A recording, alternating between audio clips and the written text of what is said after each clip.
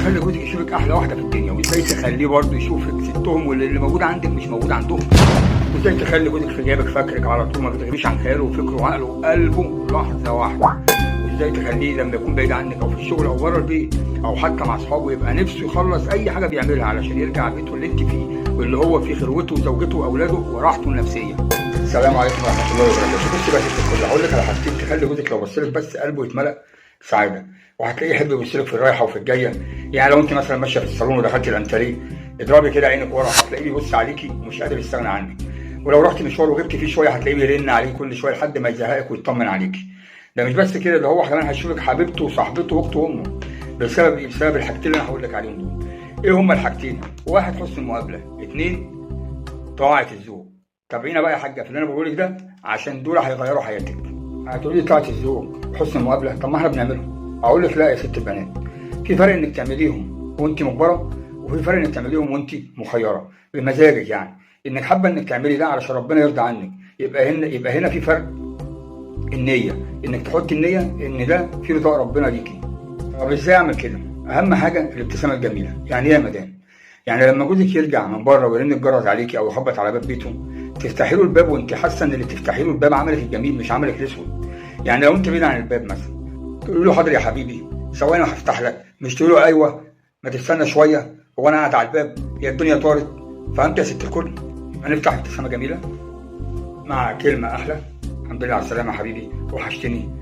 هتقول هو السيد؟ هقول لك لا، ده جوزك، والرسول عليه الصلاه والسلام امرنا بكده عندما سئل رسول الله صلى الله عليه وسلم اي النساء خيرا فقال عليه الصلاه والسلام التي تسره اذا نظر وتطيعه اذا امر ولا تخالفه في نفسها ومالها بما يكره.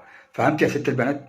تسره لما يبص اليها، يعني انت لما يبص جوزك ليكي يفرح، وتطيعه لما يطلب منها حاجه، الطاعه، ولا تفعل ما يكرهه في مالها ونفسها. يعني حتى مالها ما تعملش فيه او تتصرف فيه اللي هو يغضبه او يكرهه في ذلك. يبقى واحد الابتسامه، اتفقنا؟ اتنين بقى نأجل المشاكل اللي حصلت في الجو لحد ما يستريح، علشان الراجل ما يتضايقش وهو لسه واقف على باب بيته حتى لو متأخر عن ميعاده. زي ما قلنا، ازيك يا حبيبي، احضر لك الحمام، احضر لك الغدا، احضر لك العشاء. مش اول ما يخش بيته شفت اللي حصل، ابنك بيزعق لي، بنتك ما بتذاكرش، ابو محمد خبط انا عايز الايجار، وتركبي له هموم وهو لسه ما استريحش. اختي عايزاني علشان جوزها عامل معاه مشكله، ماما عايزاني اروح اقعد معاه يومين عشان تعبانه. قفلت الراجل كده. لازم تختاري وقت مناسب علشان الراجل يوافق.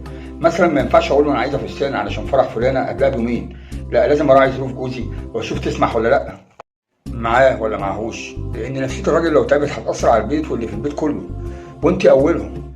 بصي هقول لك على حاجه، عايز تخش الجنه بجوزك اعملي زي ما عملت ام مسلم رضي الله عنها الملقبه بالرميساء. ام مسلم استحقت دخول الجنه بحسن خلقها وحسن تباعلها لزوجها، ان هي بتتبع زوجها في اوامره. قال صلى الله عليه وسلم دخلت الجنه فاذا انا بالرميساء اللي هي ام مسلم امراه ابي طلحه في الجنه. الله، طيب هي عملت ايه ام مسلم عشان تخش الجنه بجوزها؟ قبل زوجها ابي طلحه الانصاري استقبالا حسنا، ده اللي انا بقول لك عليه بقى. ولم تذكر له موت ابنه الا بعد ان استراح وتناول العشاء وقضي حاجته منها. يعني دخل البيت واكل الطعام وقضي حاجته منها، وبعد ده كله قالت له يا ابا طلحه ابنك مات. مين بقى منا يستطيع فعل ذلك؟ ده انت لو ضاع منك البطاقه ولا جالك شويه صداع نصفي بيبان عليكي وتتغير ملامح وشك كأن في نسيبه، وعايزه جوزك اول ما يخش بيته يقول لك مالك في ايه وتشيليه الهم. الجنه مش ببلاش يا ست الكل، لازم تدفعي الضريبه. خلينا بقى في مسلم، نرجع لمسلم رضي الله عنها. هي دخلت الجنه وبس ولا ايه اللي حصل تاني معاها؟ لا، ده رسولنا صلى الله عليه وسلم دعا لهما رسول الله صلى الله عليه وسلم ان يبارك لهما في غابر ليلتهما هي وجوزها، في الليله اللي هي صبرت فيها دي وبلغت جوزها متاخر ان ابنه مات. ربنا رسول الله صلى الله عليه وسلم دعا لهم، فكان من نسل تلك الليله، يعني بسبب ان هو دعا لهم في هذه الليله 10 اولاد يحفظون القران الكريم، جزاء وصبرا لتلك المراه الصابره وحسن استقبالها لزوجها عند عودته من سفره وعدم مواجهته بالمصيبه التي حدثت لها، وهي موت ابنها الصغير والذي كان قد تركه ابو طلحه مريضا. فاستحقت ام مسلم بحسن خلقها وطاعه زوجها دخول الجنه و10 اولاد حافظون الى القران الكريم، وكفى بها نعمه والله. برضو من حسن المقابله وهو ان يراك يا ست الكل في احسن صوره، يعني انت عارفه ميعاد رجوعه ما افضلش انا بقى بالجلابيه والتيشيرت والبنطلون وريحه البصل والثوم والسمك مهفهفه من هدومك. لا، البس حاجه كده جميله وبسيطه وسريعه. يعني مش مطلوب منك انك تتزيني تزيين كامل، لا لا لا، حاجه بسيطه كده، بسيطه قوي. جوزي لما يخش عليا يلاقيني في انتظاره، هتقولي يعني اسيب المطبخ واللي ورايا؟ اقول لك قبليه وانت ريحتك وشكلك مريح احسن ما يتخانق منك ومن ريحتك. طبعا ده مش بلاش. تقولي انا استفدت ايه لما اعمل كل ده؟ اقول لك لا لا لا، غير دخولك الجنه ده جوزك لما يتعود بقى على اللي انت بتعمليه ده وحسن استقباله كده وتغيري هدومك وتقدمي مقابله كويسه بابتسامه، هيخش البيت هيغير الوجه اللي هو كان بيكلمك بيه تماما، وهيقول لك بقى كلام جميل. يعني مثلا ممكن يقول لك ايه الحلاوه دي هو داخل البيت، ممكن يقول لك ايه الجمال ده وزه ماشيه، موزه نطه من سبت تفاح، قمر 14، الكلام الجميل ده. لكن كل لما يرجع يكتم نفسه علشان ما يشمش ريحه الجلابيه اللي انت لابساها هيتخانق. فانت التغيير هيعود عليكي برضو بفايده. معايا يا ست الكل؟ معايا تمام كده. نخش بقى في طاعه الزوج، دي تاني حاجه. كل اللي احنا اتكلمناه كان في حسن المقابله. طاعه الزوج بقى ركزي واسمعي بقى في وصيه الرسول صلى الله عليه وسلم قال ايه؟ وتطيعوا اذا امر. طاعه الزوج يا ست الكل فرض على الزوجه، وربنا عز وجل فرق بين الرجل والمراه، وميز الرجل بطبيعته الجسديه لكي يتحمل المسؤوليه من السعي للرزق والانفاق على البيت، وميز المرأة بطبيعتها الجسدية لكي تتحمل العوامل النفسية التي تسمح لها بحسن طاعة زوجها. يعني المرأة بطبيعتها مهيئة أن تتحمل الأوامر الانقيادية للرجل بصفة عامة، ومن العطف على الأولاد ورعايتهم وأعباء المنزل والحمل والولادة، كل ده بصفة خاصة. جسدها مهيأ لكده، وعقلها مهيأ إن هي تستقبل الأوامر من الزوج. واحدة بقى ترد عليها وتقول لي إيه؟ انت بتقول ايه؟ امال فين المساواه بين الرجل والمراه؟ ربنا عز وجل قال ايه بقى في المساواه؟ بسم الله الرحمن الرحيم. الرجال قوامون على النساء بما فضل الله بعضهم على بعض وبما انفقوا من اموالهم فالصالحات قانتات حافظات للغيب بما حفظ الله. سوره النساء الايه 34. مع حفظ حقوق المراه في الاسلام ربنا حفظ حقك كامل زيك زي الرجل، وربنا عز وجل على قدرك، فلا تصغري خدك. اوعي تفكري ان انت اقل من الراجل في حقوقك الشرعيه ولا حقوقك الدنيويه ولا حقوقك في الاخره. لا لا لا لا لا. زي ما قلت لك الجهاد في سبيل الله في انك تطيعي زوجك.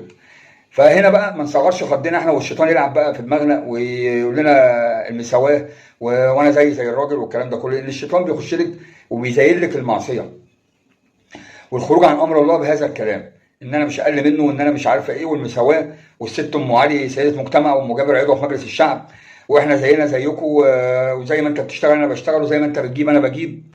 هنا بقى الشيطان بيخش يعلق نور في قلبك ويفسد العلاقه بينك وبين جوزك، ويوسوس بقى جواكي ويخليكي تكلمي نفسك في عقلك الباطن: انا مش الخدامه اللي ابوه جابها له، هو بيزعلي كده ليه؟ وقبيل هذا الكلام. طيب هو ايه مصلحه الشيطان في كده؟ خايف عليك يعني؟ وهل الشيطان هيبقى احن عليكي من جوزك؟ والله مهما فعل فهو ابليس عليه لعنه الله. هدفه ايه بقى من ده كله؟ ان يهدم حياتك الزوجيه ويخرب بيتك ويشرد اولادك ويفسد كل حاجه حلوه في حياتك. والدليل ان الرسول صلى الله عليه وسلم قال: ان ابليس يضع عرشه على الماء ثم يبعث سراياه. معنى الكلام ان ابليس عرشه على الماء ويقول للشياطين افسدوا لي في الارض. اقرب واحد للشيطان اكتر واحد يجيب له اكبر مصيبه، واكبر مصيبه عند الشيطان ايه؟ انه يفرق بين المرء وزوجه. هو ده هدفه. الشيطان لو عمل كده يبقى حقق هدفه، وهو الفساد في الارض.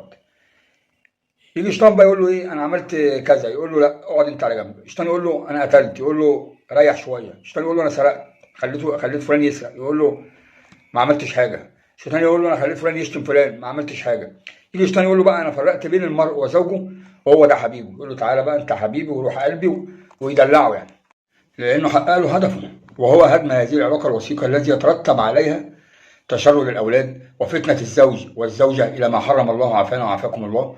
فلا نستعين بهذا الامر، وهو طاعه الزوجه لزوجها، وعدم بث الافكار السيئه في رؤوسنا، وهي انا مش خدامه، انا مش عارفه ايه. لا لا لا، الكلام ده لا. وعلشان يا ست البنات، يا امي، يا حبيبتي، يا اختي، يا بنتي، يا مقبله على الزواج، نختم هذا الحديث بهذا الحديث، وهو ان اسماء بنت يزيد رضي الله عنها دخلت على النبي صلى الله عليه وسلم وهو بين اصحابه، وقالت له: يا رسول الله، بأبي أنت وأمي يا رسول الله، فيما معناه إن أنا أفديك بروحي ودمي يا رسول الله. أنا بتكلم بصوت النساء، صوت نساء أهل المسلمين كلهم، يعني النساء اللي في الأرض كلها، وهو لأنه حقق له هدفه، وهو هدم هذه العلاقة الوثيقة التي يترتب عليها تشرد الأولاد وفتنة الزوج والزوجة إلى ما حرم الله عافانا وعافاكم الله. فلا نستهين بهذا الأمر، وهو طاعة الزوجة لزوجها، وعدم بث الأفكار السيئة في رؤوسنا، وهي أنا مش خدامة، أنا مش عارفة إيه، لا لا لا، الكلام ده لا. وعلشان يا ست البنات، يا أمي، يا حبيبتي، يا أختي، يا بنتي، يا مقبلة على الزواج، نختم هذا الحديث بهذا الحديث، وهو أن أسماء بنت يزيد رضي الله عنها دخلت على النبي صلى الله عليه وسلم وقالت له: يا رسول الله، بأبي أنت وأمي يا رسول الله. فيما معناه نص هذا الحديث الذي قالته أسماء إلى رسول الله: أنا بتكلم بصوت النساء، واللي هقوله لك يا رسول الله ده كلام رأي أهل نساء الأرض جميعا. نحن جالسين في بيوتنا نحمل ونربي أطفالنا ونقيم منازلنا ونحرسها في غيابكم، وأنتم أيها الرجال تصلون الجمعة في جماعة وتخرجون وراء الجنائز. وعددت له أشياء كثيرة فيها ثواب للرجال، واختتمت حديثها مع رسول الله صلى الله عليه وسلم: وتجاهدون في سبيل الله. إحنا أجرنا فين يا رسول الله؟ تسأل لكي يطمئن قلبها على طاعة ما أمرنا به الله. فقال لها رسول الله صلى الله عليه وسلم وهو ينظر لها: انصرفي أيتها المرأة واعلمي من خلفك إن حسن تبعل إحداكن لزوجها وطلبها مرضاته واتباعها موافقته يعدل ذلك كله. فيما معناه إن طاعة الزوجة لزوجها يعادل ما يفعله الرجل من طاعة لله خصه بها ولم تخص بها النساء، من صلاة جماعة وخروج الجنائز والجهاد في سبيل الله. فيا أيتها الزوجة، ابتغي ثواب الآخرة وعليك بطاعة زوجك لكي يرضى الله عنك، وعليك بحسن المقابلة وطاعته. هذا ما أردت أن أوضحه، فإن كان من توفيق فهو من الله، وإن كان من خطأ أو نسيان فمني ومن الشيطان. والسلام عليكم ورحمة الله وبركاته. لنا لقاء آخر في الحلقة القادمة بعنوان: متى يجوز معصية الزوج؟ بالله عليك إن عجبك الفيديو ما تبخلش بالاشتراك في القناة وفعل الجرس لكي يوصلك كل جديد.